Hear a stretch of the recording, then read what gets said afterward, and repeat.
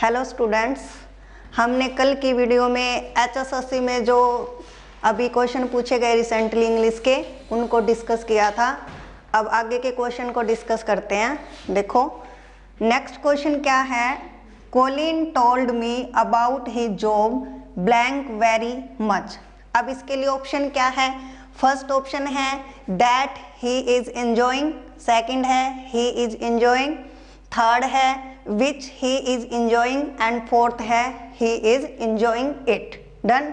अब देखो इसके लिए सी आंसर ठीक रहेगा। क्यों रहेगा, एक बात देखो, कोलिन इज न्यू जॉब, भाई कोलिन ने मुझे अपनी न्यू जॉब के बारे में बताया। अब यहाँ पे हम मतलब वो किस चीज का एंजॉय कर रहा है, अपनी जॉब का। और यदि कोई नॉन लिविंग थिंग है उसके लिए जो प्रोनाउन यूज किया जाता है उसको आगे बताने के लिए जो भी प्रोनाउन यूज किया जाएगा वो क्या होगा, विच होगा। ठीक है, which he is enjoying very much. अब कई बच्चे क्या समझते हैं, अभी ए ऑप्शन भी ठीक हो सकता था। कैसे ठीक हो सकता था, देखो Colin told me about his new job, भाई टोल्ड आ गया तो आगे दैट भी लगा सकते हैं। लेकिन यदि हम दैट का यूज करते हैं तो क्या होगा, Colin told me about his new job that he is enjoying. अब अकेले he is enjoying very much से काम नहीं चलेगा, क्योंकि जो दैट है वो किसको क्वालिफाई कर रहा है, आगे ही को क्वालिफाई कर रहा है। बट यहाँ पे मेंशन है किस चीज को क्वालिफाई करना है, हमें जॉब को। तो यदि यहाँ पे इट होता तो शायद ये ठीक हो सकता था कि भाई वह जॉब को एंजॉय कर रहा है। अब इसमें इट का यूज नहीं है, यानी यहाँ पे करेक्ट आंसर क्या रहेगा, सी रहेगा। क्योंकि यदि कोई रिलेटिव प्रोनाउन का यूज किया जाता है तो जो उसे का एंटीसीडेंट होता है उसको क्वालिफाई करने के लिए यूज किया जाता है। और यहाँ पे वो अपनी जॉब का एंजॉय कर रहा है, इसलिए कौन सा ऑप्शन ठीक रहेगा, सी ऑप्शन ठीक रहेगा। डन। अब नेक्स्ट क्वेश्चन पे चलते हैं। देखो it's late, it's time blank home. अब इसके लिए ऑप्शन है first we go, second we should go, third we must go and fourth we went. अब यहाँ पे ध्यान देंगे, यदि कोई भी sentence it is time, it is high time, it is about time, यदि कोई भी सेंटेंस इन वर्ड से स्टार्ट है, it is time, it is high time और इट इज अबाउट टाइम, तो वहां पे वर्ब की सेकंड फॉर्म यानी पास्ट इंडेफिनिट टेंस का यूज होगा। और गिवन ऑप्शन में सेकंड फॉर्म है ऑप्शन डी में। तो याद रखेंगे it's time, it's high time, it's about time से जो भी सेंटेंस स्टार्ट होते हैं वहां पे पास्ट इंडेफिनिट टेंस का यूज होगा। क्लियर। अब थर्ड क्वेश्चन पे चलते हैं। If you need a coat you will have to buy blank as I can not give you mine. ठीक है, if you need a coat, यदि तुम्हें कोट की जरूरत है तो तुम्हें खरीदना होगा क्योंकि मैं तुम्हें अपना नहीं दे सकता, ये मीनिंग है। अब एक बात याद रखनी है यहाँ पे। अब देखो if you need a coat you will have to buy blank. अब देखो यहाँ पे इट, सम, वन, एनी, ये चार ऑप्शन दिए गए हैं। ठीक है, तो हम याद रखेंगे यदि कोई सिंगुलर प्रोनाउन यूज हुआ है, यदि कोई सिंगुलर नाउन का यूज हुआ है तो उसको रिप्लेस करने के लिए हम वन प्रोनाउन का यूज करते हैं। और यदि कोई प्लूरल नाउन है तो उसको रिप्लेस करने के लिए हम वंस का यूज करेंगे। यदि सिंगुलर प्रोनाउन है तो उस सिंगुलर नाउन है तो उसको रिप्लेस करने के लिए हम वन का यूज करेंगे। और यदि प्लूरल प्रोनाउन है, प्लूरल नाउन है तो उसको रिप्लेस करने के लिए हम वंस का यूज करेंगे। अब यहाँ पे कोट के बारे में बताया गया है, भाई तुम्हें कोट खरीदना पड़ेगा। ठीक है, अ कोट यानी सिंगुलर नाउन है, और सिंगुलर नाउन है तो सिंगुलर नाउन को रिप्लेस करने के लिए हम किस चीज का यूज करेंगे, वन का यूज करेंगे। डन। जैसे एक एग्जांपल और लेते हैं, देखो एक एग्जांपल से समझते हैं। जैसे मैंने लिखा this is a new book but that is old one. और यदि ये मैं लिखूं these are new books but those are old ones. ठीक है। अब देखो क्या है, यहां पे एक बुक की बात थी, एक बुक की बात थी तो मैंने क्या लगाया, वन का यूज किया। यहाँ पे ज्यादा बुक्स हैं, ज्यादा बुक्स है तो ज्यादा बुक्स को रिप्लेस करने के लिए मैंने कौन से प्रोनाउन का यूज किया है, वन का यूज किया है। क्लियर। तो यहाँ पे एक कोट का जिक्र था तो कौन सा ऑप्शन आएगा, सी आएगा। यानी सिंगुलर नाउन को रिप्लेस करने के लिए वन और प्लूरल नाउन को रिप्लेस करने के लिए वंस का यूज करते हैं। डन। क्यों हम प्रोनाउन यहाँ पे वन का यूज क्यों कर रहे हैं, क्योंकि बार बार कोट लिखेंगे तो थोड़ा बोरिंग लगेगा, और प्रोनाउन का यूज ही हम क्यों करते हैं भाई, कोई चीज बार बार रिपीट न हो। ठीक है। जैसे Ram is a good boy, Ram is honest, Ram is hard working. तो यहाँ पे जो फर्स्ट सेंटेंस में राम, सेकंड सेंटेंस में जो राम का यूज हुआ है वहां पे मैं ही लिख सकती हूँ। क्यों, क्योंकि लड़का है। सीता होते तो सी लिख देते। तो हम प्रोनाउन का यूज इसलिए करते भी बार बार नाउन न आए, तो इसके लिए यहाँ पे किस चीज का यूज हुआ है, वन का यूज हुआ है। डन। अब थर्ड देखो, sorry fourth, although he worked very hard get first class marks. अब यहाँ पे ऑप्शन ए इसका आंसर है। क्यों है इसका आंसर ए, देखो ऑल्दो हम पेयर क्या होता है, यट। ऑल्दो के साथ क्या आता है, यट। अब हम चेक करेंगे क्या कहीं पे यट आया, नहीं आया। डन। अब ऑल्दो के साथ इन स्पाइट ऑफ का यूज भी नहीं हो सकता, हाउएवर का यूज भी नहीं हो सकता, बट का यूज भी नहीं हो सकता। यदि ऑल्दो के साथ यट ऑप्शन में नहीं है तो बगैर कंजक्शन के पेयर के भी काम चल सकता है। यानी इसके लिए ही डिड नॉट, बिना जो पेयर है उस जो ऑप्शन होगा वो ही शूट करेगा। ऑल्दो के साथ इन स्पाइट ऑफ का यूज भी नहीं होगा, बट का यूज भी नहीं होगा, हाउएवर का यूज भी नहीं होगा। डन।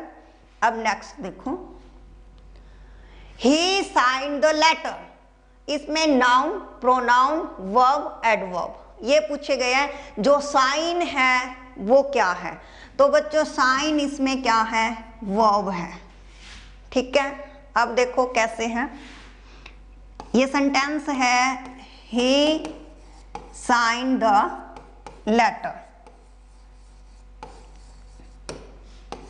ही क्या है, सब्जेक्ट है। सब्जेक्ट के बाद क्या आता है, वर्ब है। वर्ब के बाद क्या है, ऑब्जेक्ट है। भाई उसने क्या साइन किया, लेटर। क्या और किसको लगाने से जो आंसर आएगा वो क्या कहलाता है, ऑब्जेक्ट कहलाता है। कल भी हमने डिस्कस किया था भाई क्या और किसको लगाने से जो भी आंसर आएगा वो चीज क्या होगी, ऑब्जेक्ट होगी। ठीक है। तो यहाँ पे साइंड सेकंड फॉर्म है, यानी ये स्ट्रक्चर किसका है, पास्ट इंडेफिनिट टेंस यानी सिंपल पास्ट का स्ट्रक्चर है। और यहाँ पे जो साइन है वो किसका काम कर रहा है, वर्ब का काम करेगा। क्लियर। अब नेक्स्ट क्वेश्चन पे चलते हैं।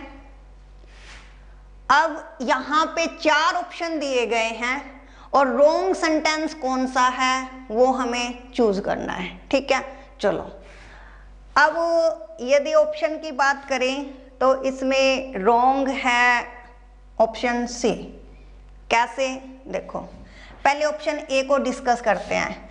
Every officer and every soldier has to be ready to sacrifice his or her life for the country.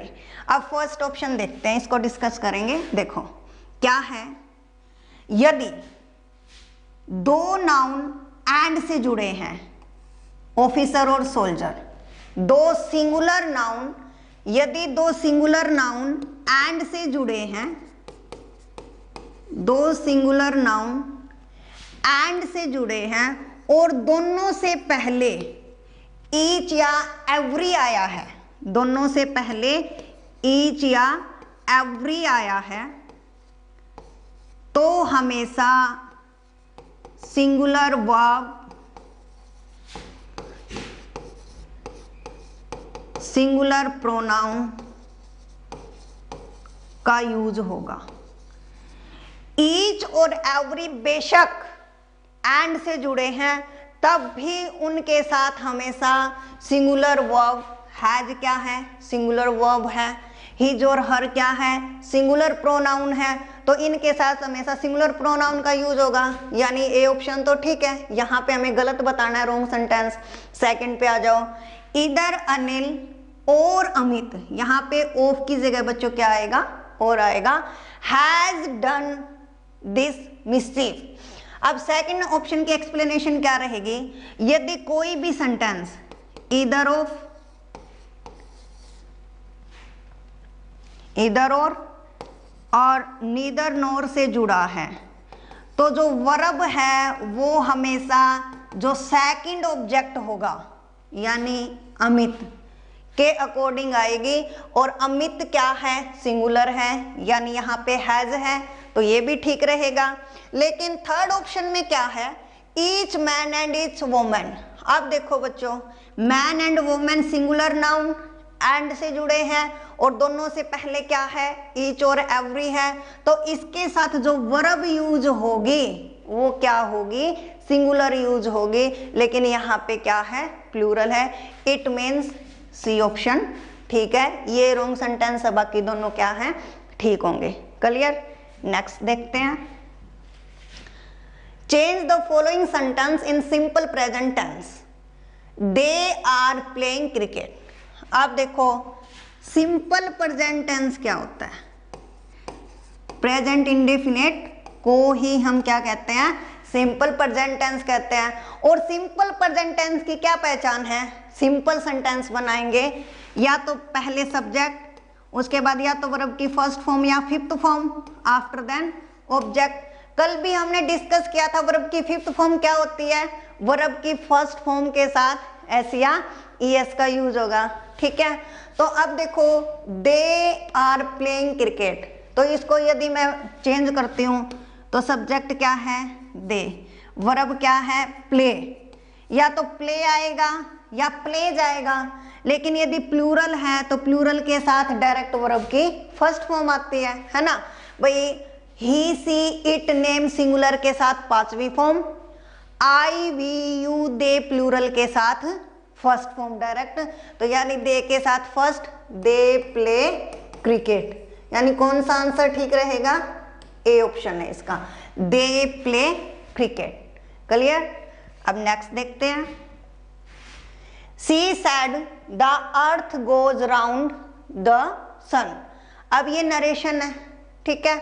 Narration में सी सैड, यदि सिंपल सेंटेंस है तो देखो चेंज करेंगे, she said same that. Simple sentence में कोमा इन्वर्टेड कोमा हटा के क्या लगेगा, दैट। यदि सैड टू होता तो टोल्ड हो जाता, सैड टू होता तो किस में चेंज करते हैं, टोल्ड में।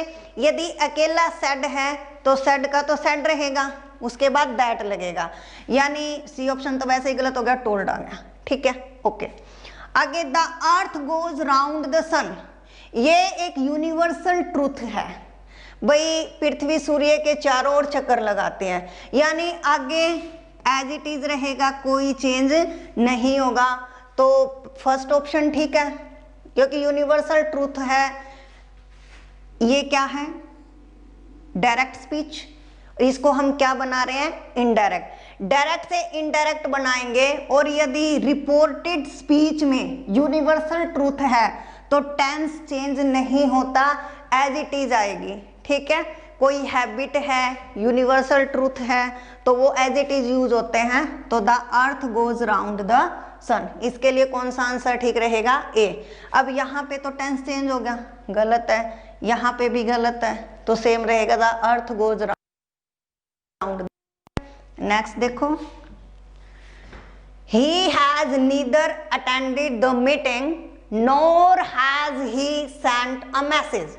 अब देखो इधर का पेयर और नीदर का पेयर नोर, तो यहाँ पे डी आंसर आ गया, वेरी इजी। क्या है, नीदर का पेयर क्या होता है, कंजक्शन में नोर होगा, तो यहाँ पे डी ऑप्शन आ जाएगा नोर। क्लियर।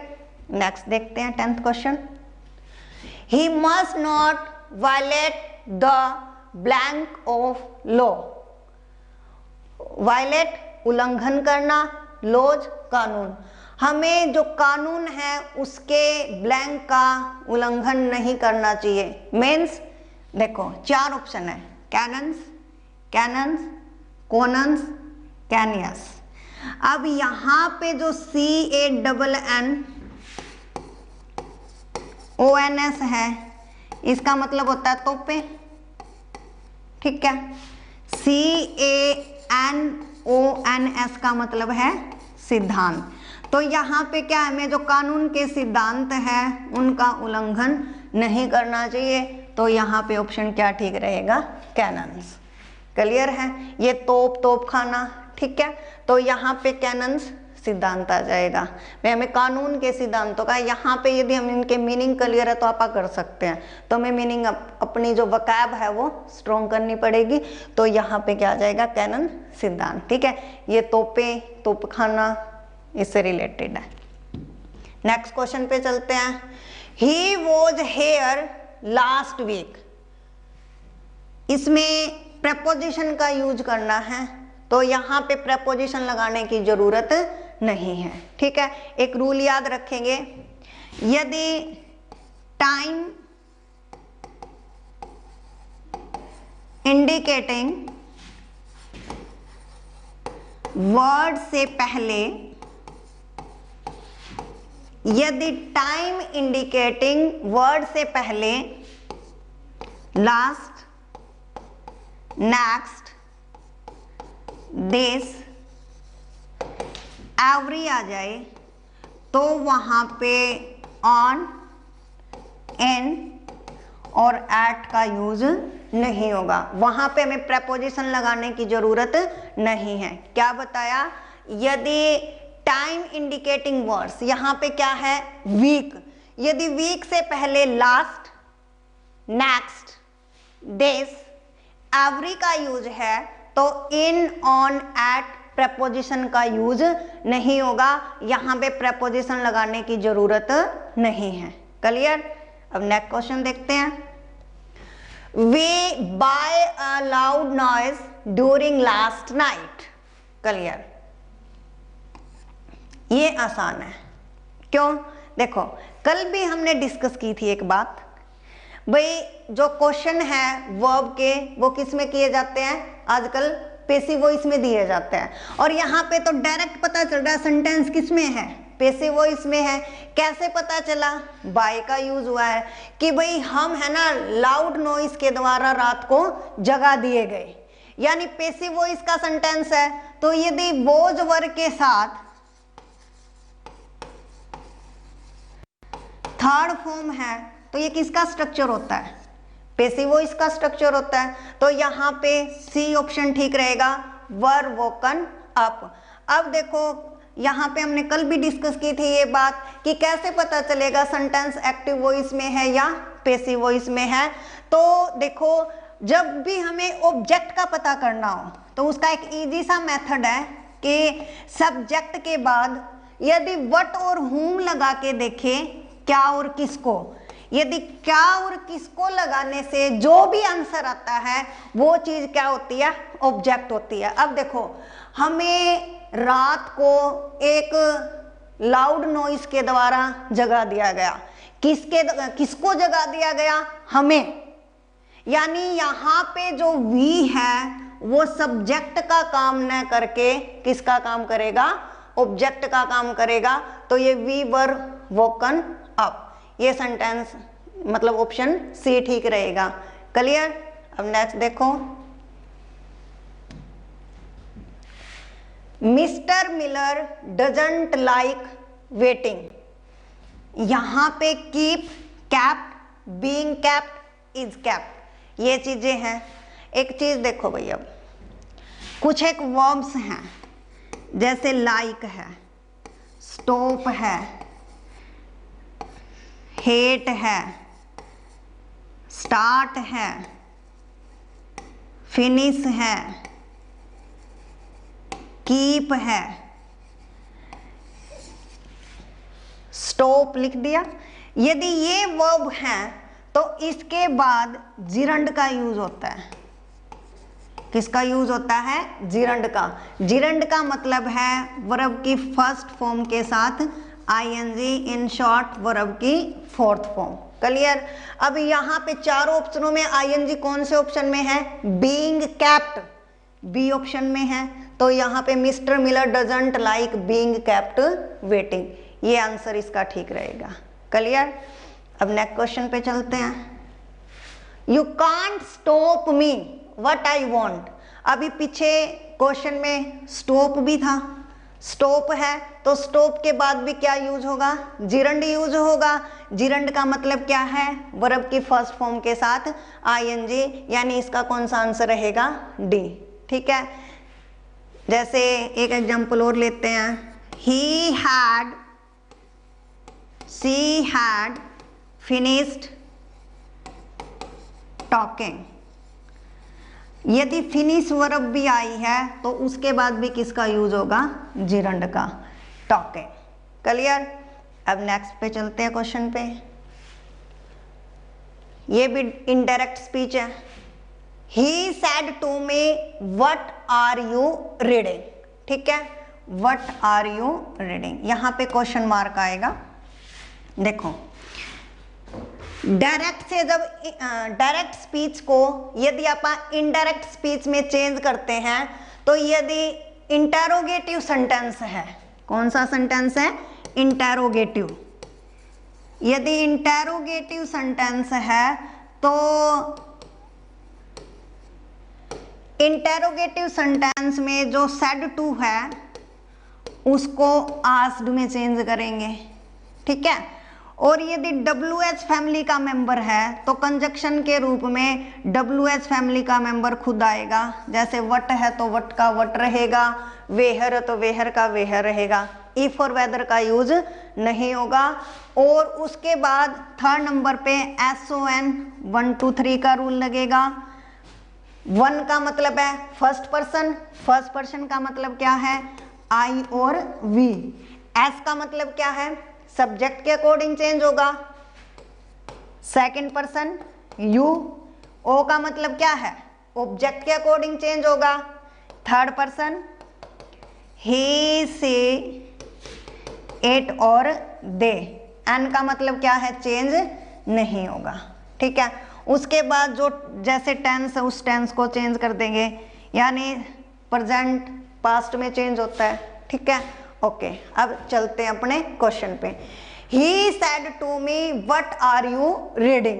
अब मैंने देखा क्वेश्चन मार्क है, क्वेश्चन मार्क है तो सैड टू को किस में चेंज करेंगे? आस्क्ड में, यानी पहले दो ऑप्शन तो गायब, सैड का सैड है, हमें तो आस्क चाहिए तो आस्क्ड मी।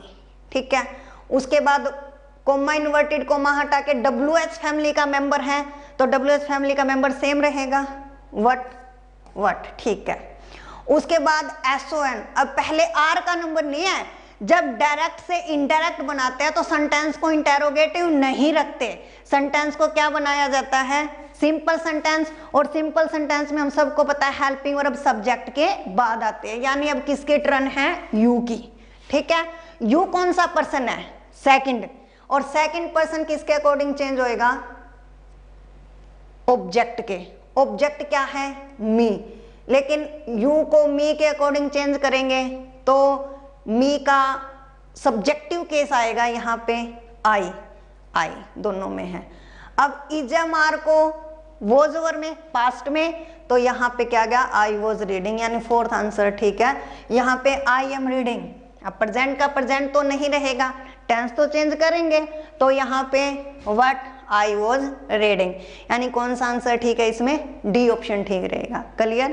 क्या है, डायरेक्ट से इनडायरेक्ट बनाएंगे यदि इंटेरोगेटिव सेंटेंस को, तो सेड टू को आस्क्ड में WH फैमिली का member as it is, after then subject, after then verb, ऐसे चेंज करते हैं। क्लियर?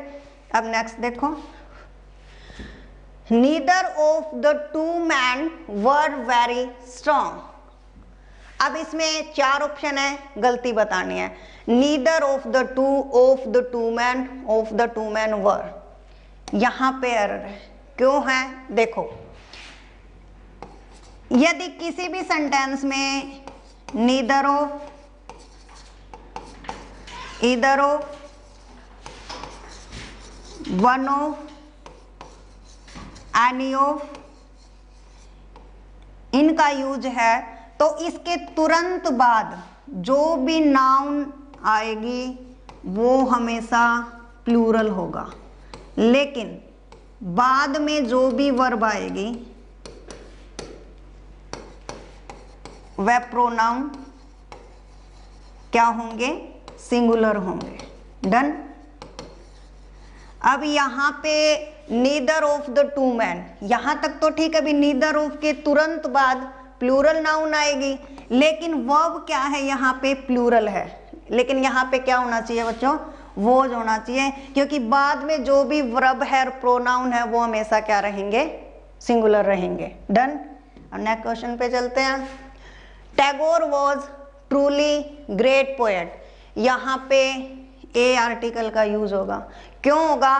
क्योंकि यहाँ पे पोएट क्या है, सिंगुलर नाउन है, और सिंगुलर नाउन से पहले किसका यूज होगा, ए और एन का यूज होता है। ठीक है, जैसे कि एग्जांपल है, सी इज एन ऑनेस्ट गर्ल। यदि सिंगुलर नाउन से पहले एडजेक्टिव है तब भी किसका यूज करते हैं, ए या एन का। तो यहाँ पे सिंगुलर नाउन और सिंगुलर नाउन के लिए किस आर्टिकल का यूज होगा, ए या एन का। There is not a man here who will not support you, यहाँ पे कोई भी आदमी ऐसा नहीं है जो तुम्हें सपोर्ट करेगा, तो ए मैन, कोई भी आदमी, ये भी सिंगुलर नाउन है, और सिंगुलर नाउन से पहले क्या आएगा, ए का यूज होगा। डन? नेक्स्ट क्वेश्चन देखो, Sanskrit as well as Arabic taught, यहाँ पे वो जाएगा। क्यों आएगा? यदि दो सब्जेक्ट एज वेल एज से जुड़े हैं तो वर्ब हमेशा पहले सब्जेक्ट के अकॉर्डिंग होगी। यदि पहला सब्जेक्ट सिंगुलर है तो सिंगुलर, तो प्लूरल आएगी। संस्कृत क्या है, सिंगुलर है, तो यहाँ पे क्या आएगा, वो जाएगा। डन? नेक्स्ट देखो, I hope to finish the work by new years day. अब बाय क्यों आया यहाँ पे, आई होप टू फिनिश, मैं उम्मीद करता हूं कि नए ईयर के दिन तक ये काम कंप्लीट हो जाएगा, और बाय का use with in time, time limit के लिए यूज किया जाता है कि भाई उस टाइम तक ये चीज खत्म हो जाएगी, तो इस केस में किसका यूज होता है, बाय प्रेपोजिशन का। डन? तो आज के लिए इतना ही, थैंक यू।